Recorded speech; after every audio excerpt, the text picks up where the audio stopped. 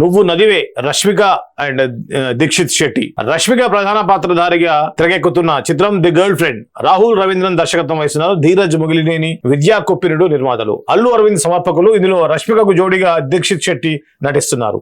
త్వరలోనే ప్రేక్షకుల ముందుకు రానున్న ఈ సినిమాలో నదివే నువ్వే నదివే నీ మార్పే రానుంది వినవే అంటూ సాగే పాట బుధవారం విడుదల చేశారు. హేషం అబ్దుల్ హబాబ్ స్వరపరిచిన ఈ గీతాన్ని ఆయనే ఆలపించారు. రాకేందు మౌళి సాహిత్యం అందించారు. కవితాత్మకంగా సాగే ఈ పాట చిత్రీకరణ మన మనసుని హత్తుకునేలా ఉంటుందని సినీ వర్గాలు తెలిపారు. తుది దశ చిత్రీకరణలో ఉన్న ఈ సినిమా విడుదల తేదీని త్వరలోనే ప్రకటిస్తారు.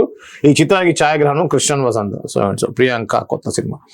సో ఈ రష్మిక మందన సంబంధించి హీరోయిన్ ఓరియంటెడ్ సినిమాలతో పాటుగా అన్ని రకాల సినిమాలు చేస్తున్నటువంటి రష్మిక లేటెస్ట్గా ఈ యొక్క లవ్ స్టోరీలో కూడా యాక్ట్ చేశారు. దాంట్లో గర్ల్ ఫ్రెండ్ అనే టైటిల్ పాత్రలో రష్మిక మందన్న నటిస్తున్నారు. దీనికి సంబంధించినటువంటి ఒక పాటని నిన్న అఫీషియల్గా రిలీజ్ చేశారు.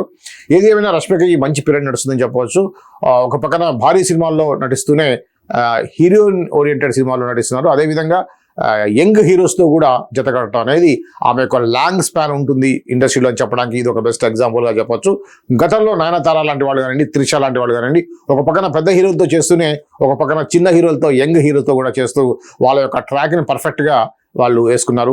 అదేవిధంగా ఇంకా కూడా కొనసాగడానికి కారణం కూడా అదే అని చెప్పవచ్చు. ఎందుకంటే హీరోయిన్ ఓరియంటెడ్ సినిమాల ద్వారా ఒక ఏజ్ అయిన తర్వాత 30+, 35+, 40 ఏజ్లో కూడా హీరోయిన్ ఓరియంటెడ్ సినిమాలు వస్తాయి.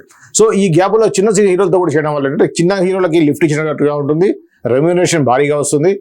ఇంకోటి అంటే అదే ఇంకో కొత్త హీరోలు ఎవరు వచ్చా కూడా ఫలానా హీరోయిన్ తోటి కలిసి చేయడం ద్వారా మార్కెట్ అవుద్ది అనేటువంటి ఆలోచనతో కూడా ఈ యొక్క హీరోయిన్స్ తోటి జత కడతారు. అదేవిధంగా దీక్షిత్ శెట్టి అనే అతను మనకి పెద్దగా తెలియని వ్యక్తి, మోస్ట్లీ కన్నడ బేస్డ్ అయి ఉంటాడు. సో అతనితో ఈ యొక్క సినిమా చేయడం అనేది అది పాన్ ఇండియా హీరోయిన్ ఇప్పుడు రష్మిక కాబట్టి ఖచ్చితంగా తన ట్రాక్ అనేది అద్భుతంగా ఉండబోతుందని చెప్పడానికి ఇది ఒక ఎగ్జాంపుల్గా తీసుకోవచ్చు.